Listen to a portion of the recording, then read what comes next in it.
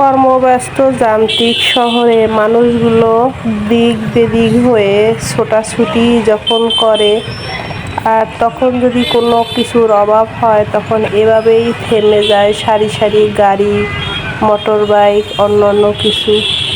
আসসালামু আলাইকুম প্রিয় ভিউয়ার্স, দেখুন তেলের সংকটে গাড়ি কীভাবে থমকে গেছে পেট্রোল পাম্পের সামনে।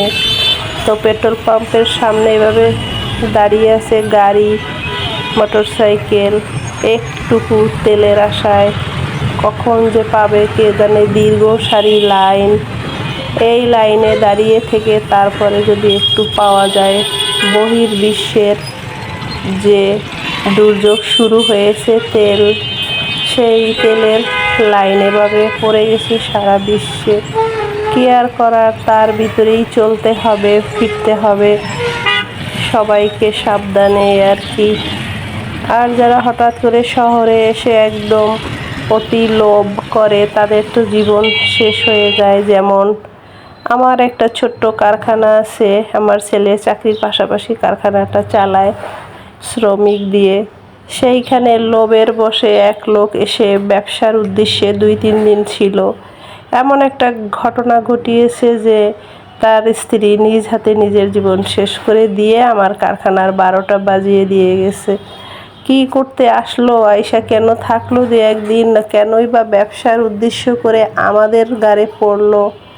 আত্মীয় স্বজন জায়গা দিলেও জ্বালা, না দিলেও জ্বালা। শহরে যারা থাকে তারা নিজেরা নিজেদের মতো করে থাকে, আবার আত্মীয় স্বজন এসে থাকতে চাইলে না থাকতে দিলেও ঝামেলা হয়। এই আর কি, কি করব। আমাদের বছর শুরুটা একদম খারাপভাবে শুরু হয়েছে, শেষটাও যে কি হবে জানি না, আল্লাহ পাক জানে। রান্না বান্না ওই হালকা পাতলা চলছে, ঘরবার আত্মীয় স্বজন নিয়ে আসি।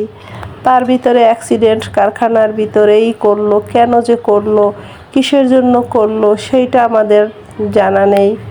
শুধু এইটুকুই জানি আমরা জায়গা দিয়েছি থাকার জন্য, ওরা কোনো কাজবাজ বিজনেস করবে ভাবছে। শহরে আসলেই সঙ্গে সঙ্গে হয় কোটি কোটি টাকা ইনকাম করে নিয়ে যাবে।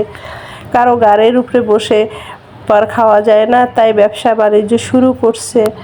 আর লোভে বা পাপে মৃত্যু হয়ে গেছে। কেন বা আমরা থাকতে দিলাম লোভ করে যে একটা মানুষ ভালো হবে, থাকবে, কিন্তু আদৌ ভালো হবে কি না, থাকতে পারবে কি না, সেইটা না ভেবে আমরা জায়গা দিয়েছি। গ্রাম থেকে এসে শহরে হঠাৎ করে বড়লোক হতে চায় অনেকেই, তার পরিণতি শেষ এমনই হয়।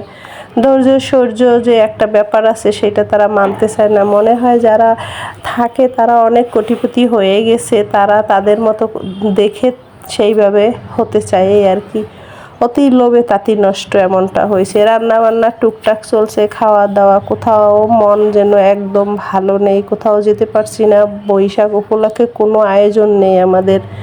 মেয়েটার মন খারাপ, আমার মন খারাপ, ছেলের মন খারাপ, সবাই একদম মন ভেঙে গেছে। আল্লাহ যেন এইখান থেকে আমাদের দ্রুত সুস্থ একটা সুন্দর পরিবেশ দিয়ে দেন। কারণ অন্যের যন্ত্রণা নিয়ে নিজেদের কাঁধে নিয়ে বহন করাটা যে কি কষ্টকর, কি বলবো। প্রিয় ভিউয়ার্স, আমাদের জন্য দোয়া করবেন। আপনাদের সঙ্গে একটু শেয়ার করছি, জড়িয়ে যাচ্ছে, কথা বলতে পারতেছি না।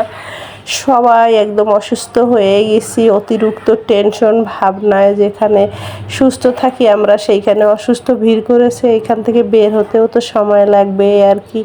আপনারা একটু দোয়া করবেন মন থেকে, আমার পরিবারের উপরে যেন সেরকম আঁচ না লাগে। আর আর্থিক সংকট যাই থাকুক, ব্যবসা বাণিজ্য চাকরি নিয়ে ওইটাও যেন দ্রুত সেরে যায়। আল্লাহ পাক আমাদের ক্ষমা করুক, অন্যের ঝামেলা যেন আমাদের গায়ে না আসে।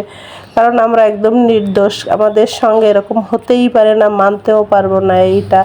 তারপরে তো আইন আদালত বলে আছেই একটা কথা, আল্লাহ পাক ভালো জানেন কীভাবে কি হয়েছে, কেন হয়েছে।